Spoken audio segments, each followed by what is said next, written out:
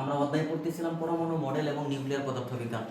ওই তৃতীয় লেকচারে আমরা আজকে এনতম কক্ষপথের শক্তি রাশিমালা বের করব।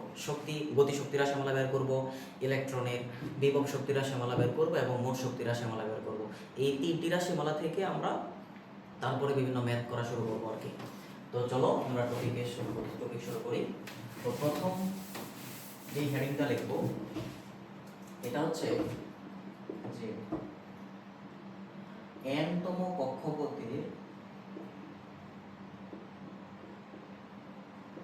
কোন ইলেকট্রনের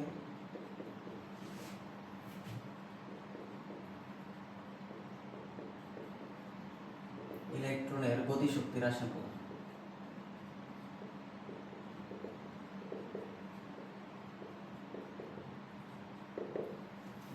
এনতম কক্ষপথের কোন ইলেকট্রনের গতিশক্তি রাশিমালা। আমরা গতিশক্তির সূত্র তো জানি, ই কে সমান কত? ই কে সমান হচ্ছে half m v square, half m V.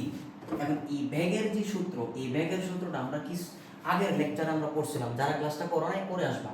তো ব্যাগের যে সূত্র এটা হচ্ছে z square divided by 2h epsilon not r, 2h epsilon naught n। এটা হচ্ছে আমাদের ব্যাগের সূত্র।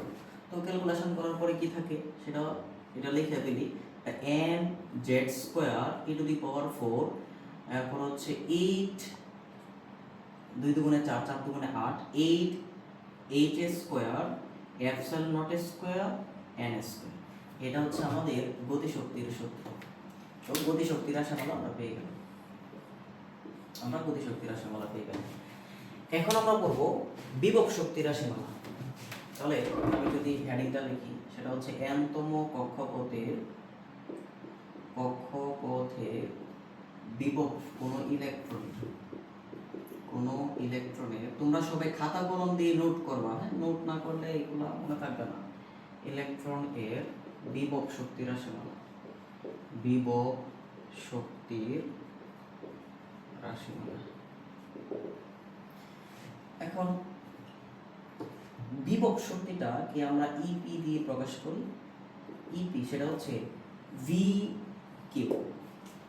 চার্জের ক্ষেত্রে বিভব শক্তির যে রাশিমালাটা থাকবে সেটা হচ্ছে ভি কিউ। এখন বিভব শক্তি, বিভবের আমরা সূত্র জানি 1/4 pi epsilon naught q by r into small q. এখন এই স্মল কিউকে আমরা ই বলবো কারণ ইলেকট্রনের চার্জ, আর এই কিউকে বলবো আমরা জেড ই, কারণ কেন্দ্রে ইলেকট্রনের সমান পরিমাণ চার্জ, প্রোটনের চার্জ জেড সংখ্যক ইলেকট্রনের সমান পরিমাণ চার্জ আছে কেন্দ্রের মধ্যে। তাহলে এই ক্ষেত্রে আমরা এটা বলতে পারি যে উপরে হবে Z E square divided by 4 pi epsilon not r. আমরা কি করব, আর এর সূত্রটা, আর এর মানটা বসাই দেব। হ্যাঁ, আর এর মানটা যদি আমি বসাই দিই তাহলে কি আসতেছে একটু দেখি। বিভব শক্তি ইপি এটা হবে Z E square 4 pi epsilon not, আর এর মানটা আসবে হচ্ছে H square epsilon nought N square pi M Z square. তো ক্যালকুলেশন করার পরে এখানে কি থাকবে, বিভব শক্তির রাশিমালা হবে তো ক্যালকুলেশন করার পরে থাকবে হচ্ছে m Z square to the power 4 divided by 4 H square epsilon not square N square কাটাকাটি। এরপরে আমরা হচ্ছে মোট শক্তিটা করব। হ্যাঁ, আমরা যদি মোট শক্তি দেখতে চাই,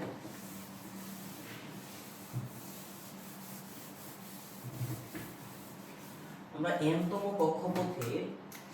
কক্ষপথের কোন ইলেকট্রনের মোট শক্তির রাশিমালা, মোট শক্তির রাশিমালা।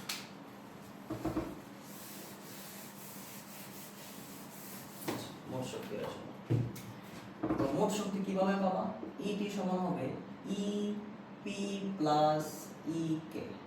ইপি এর মান হবে minus M Z square E to the power 4 H square epsilon not square N square plus E K এর মান হবে M Z square E to the power 4 8 H square epsilon not square N square. এই ক্ষেত্রে দেখো অনেক কিছু common যায়। উপর থেকে কমন যাবে m z square to the power 4, হ্যাঁ, এই থেকে কমন যাবে হচ্ছে h square epsilon not square n square. তো -1/4 প্লাসের 1/8। তো এই ক্ষেত্রে যদি তুমি ক্যালকুলেশন করো তাহলে আসবে হচ্ছে n z square to the power 4 মাইনাসের 8 h square epsilon not square n square. ক্যালকুলেশনটা করার পরে আমরা মোট শক্তির যে রাশিমালা আছে এই রাশিমালাটা আমরা এইটা পাই। এটা হচ্ছে আমাদের মোট শক্তির রাশিমালা। তো আজকে আমরা n-তম কক্ষপথের কোন ইলেকট্রনের মোট শক্তির রাশিমালা দেখলাম, বিভব শক্তির রাশিমালা আমরা দেখছি, এরপর হচ্ছে গতি শক্তির রাশিমালা দেখছি। এখন আমরা বইয়ের মধ্যে যেটা আছে, তোমাদের বোর্ড কোশ্চেনে যেটা আসবে সেটা হচ্ছে হাইড্রোজেন পরমাণুর প্রথম কক্ষপথের ব্যাসার্ধের রাশিমালাটা মনে রাখার জন্য বলবে, এবং হাইড্রোজেন পরমাণুর প্রথম কক্ষপথের শক্তি রাশিমালাটা বের করার চেষ্টা করবো। আমরা দুইটা জিনিস আমরা আজকের ক্লাসে বের করার চেষ্টা করবো। তবে প্রথমে আমরা হেডিংটা লিখি।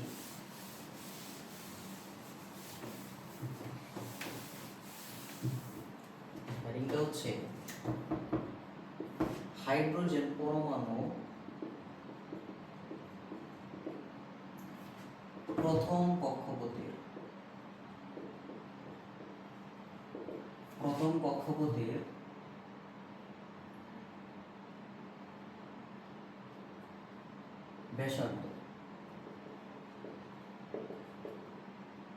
ব্যাসার্ধ আমরা নির্ণয় করব। তো আমরা যথারীতি জানি ব্যাসার্ধের সূত্র, সেটা হবে h square epsilon naught n square pi m z square.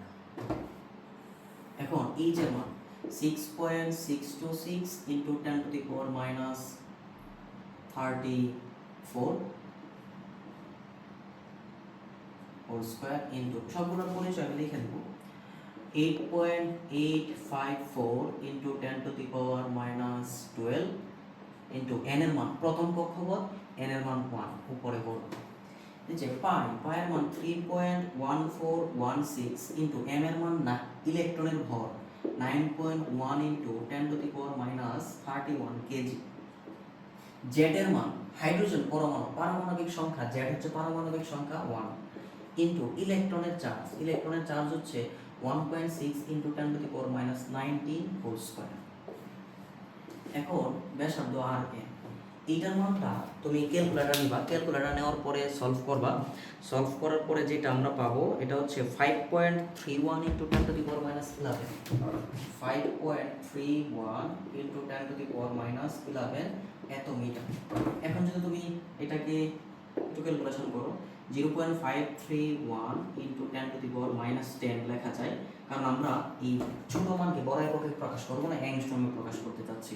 তাহলে 0.53 অ্যাংস্ট্রম, আর আমরা জানি 1 অ্যাংস্ট্রম সমান হবে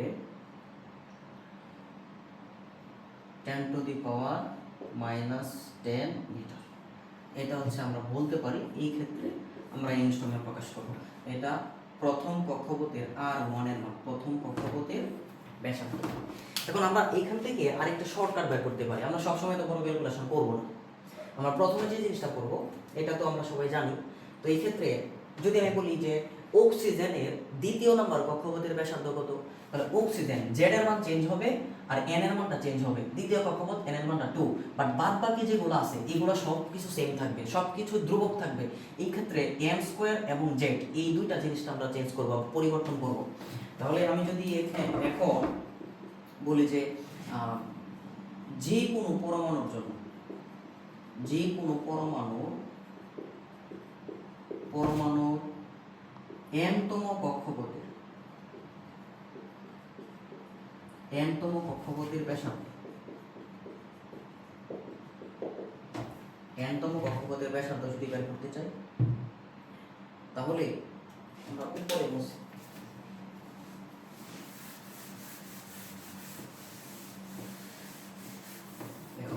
যে কোনো পরমাণুর n-তম কক্ষপথের ব্যাসার্ধ যদি বের করতে চাই তাহলে কি করবে, সেটা হচ্ছে R1। এটা হবে যেহেতু এই R1 এর মানটা ফিক্সড, এই মানটা ফিক্সড, যেমন 0.53 এইটার সাথে তুমি কি করবা, তুমি m স্কয়ার গুণ করবা ডিভাইডেড বাই z দিয়ে ভাগ করবা। যদি তুমি m স্কয়ার দিয়ে গুণ করো z দিয়ে ভাগ করো তাহলেই মানটা সেম আসতেছে। দেখো এই r1 এর মান তুমি যদি এখানে 1 দাও 1 স্কয়ার 2 দিলে এখানে নিচে 2 থাকবে 1 থাকবে। ধরো এটা অক্সিজেন বললাম, অক্সিজেনের জন্য পারমাণবিক সংখ্যা 8, দ্বিতীয় কক্ষপথের n এর মান 2। তো এই ক্যালকুলেশনটা করলে তুমি যে কোনো কক্ষপথের জন্য ব্যাসার্ধটা বের করে ফেলতে পারতেছো। হাইড্রোজেন বললে z এর মান 1, প্রথম কক্ষপথ বললে n এর মান 1। যদি তোমরা বলে নাইট্রোজেন তাহলে z এর মান হচ্ছে z এর মান হবে 7, আর তৃতীয় কক্ষপথ বলে n এর মান 3। তো এইভাবে ক্যালকুলেশন করার পরে এটা আসবে কিন্তু অ্যাংস্ট্রম এ। তো অ্যাংস্ট্রম থেকে পরে তুমি মিটারে নিতে পারো, ভাগ করে মিটারের জন্য নিয়ে নিবা। বা যদি তুমি এখন 0.53 না দাও, না দিয়ে যদি তুমি এখানে এটা বসাবে 0.531 × 10⁻⁻10, যদি এখানে 10 বসাও তাহলে ক্যালকুলেশন করার পরে তুমি এখানে মিটারে পাবা, পরে মিটার থেকে আবার অ্যাংস্ট্রম নিতে পারো। এটা হচ্ছে আমাদের ব্যাসার্ধ নির্ণয়, যে কোনো কক্ষপথের তুমি ব্যাসার্ধ বের করে ফেলতে পারো। এরপরে আমরা যেটা বলবো সেটা হচ্ছে n-তম কক্ষপথের শক্তি। শক্তির যে মানটা, যেমন হাইড্রোজেন পরমাণুর প্রথম কক্ষপথের শক্তির মানটা বের করব। হেডিংটা লিখি যে হাইড্রোজেন পরমাণুর প্রথম কক্ষপথের শক্তি, মানে শক্তি বলতে মোট শক্তিটা আমরা দেখব। যেমন ইটি বা ই দিতে পারো, সমস্যা নেই। ই হচ্ছে -mz² divided by 8h² n²। এখন মাইনাস m এর মান, হচ্ছে ইলেকট্রনের ভর 9.1 × 10⁻31 ইন্টু z এর মান, যেহেতু হাইড্রোজেন পরমাণু পারমাণবিক সংখ্যা 1² ইন্টু e⁴ e⁴ মানে 1.6 × 10⁻19 উপরে পাওয়ার 4, 8 ইন্টু h এর মান 6.626 × 10⁻34 whole square into epsilon naught এর মান 8.854 × 10⁻12 হোল স্কয়ার ইন্টু n এর মান, প্রথম কক্ষপথ না, n এর মান 1 বর্গ। ক্যালকুলেশন করার পরে এটার মান আসবে, ক্যালকুলেটরে তুমি চাপ দিবা, চাপ দেওয়ার পরে যে মানটা আসবে সেই মানটা হলো -2.1657 ×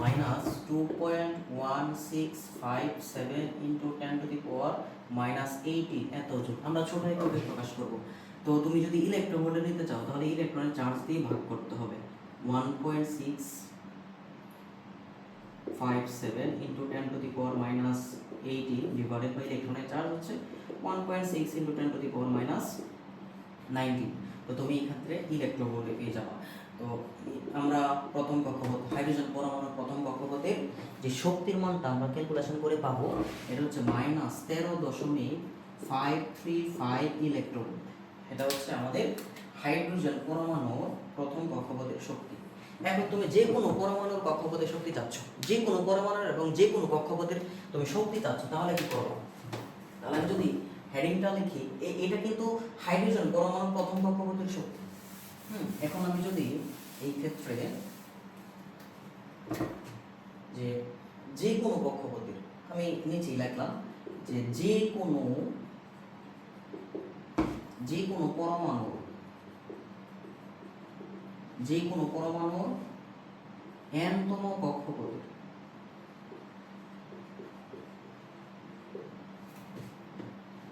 n-তম কক্ষপথের শক্তি চাচ্ছ, তাহলে এক্ষেত্রে আমরা কি লিখতে পারি? এক্ষেত্রে en সমান হবে, এই জিনিসটা তো থাকবে, এইটার সাথে জাস্ট z² গুণ হবে, নিচে হবে m² দিয়ে ভাগ হবে। তাহলে -13.535 × z² divided by m²। n এর মানটা চেঞ্জ হবে আর z এর মানটা চেঞ্জ হবে। তাহলে তুমি যে কোনো কক্ষপথের এবং যে কোনো পরমাণুর জন্য বের করে ফেলতে পারবে। যেমন আমি যদি বলি অক্সিজেনের 3য় নম্বর কক্ষপথ, তাহলে অক্সিজেন যদি বসাও তাহলে z এর মান 8 পারমাণবিক সংখ্যা, আর কত নম্বর কক্ষপথ যদি বলি 3য় কক্ষপথ তাহলে n এর মান 3, 4র্থ কক্ষপথ হলে n এর মান 4। তাহলে তুমি ডাইরেক্ট এই ক্ষেত্রে n-তম কক্ষপথের শক্তিটা পেয়ে যাবে। তো আজকের ক্লাসে আমরা কি পড়ি? আজকের ক্লাসে আমরা পড়ছি যে ব্যাসার্ধের রাশিমালা, বেগের রাশিমালা, শক্তির রাশিমালা, গতিশক্তির রাশিমালা, বিভব শক্তির রাশিমালা পড়ার পরে আমরা একটা শর্টকাট দেখছি যে হাইড্রোজেনের প্রথম কক্ষপথের শক্তি বের করে দেখছি এবং হাইড্রোজেনের প্রথম কক্ষপথের ব্যাসার্ধ বের করে দেখছি। এই ব্যাসার্ধের মানগুলো যদি মুখস্থ রাখতে পারো তাহলে যে কোনো কক্ষপথের ব্যাসার্ধ তুমি বের করে ফেলতে পারবা, যে কোনো কক্ষপথের শক্তিটা বের করে ফেলতে পারবা। তো আজকের ক্লাসটা এই পর্যন্তই ছিল। তো যারা যারা ক্লাসটা করছো সবাইকে অসংখ্য ধন্যবাদ। পরবর্তী ক্লাস নাম্বার 4 ক্লাস নাম্বার 4টা দেখার জন্য সবাইকে আমন্ত্রণ জানানো হলো। আজকের ক্লাসটা এই পর্যন্তই। ধন্যবাদ সবাইকে।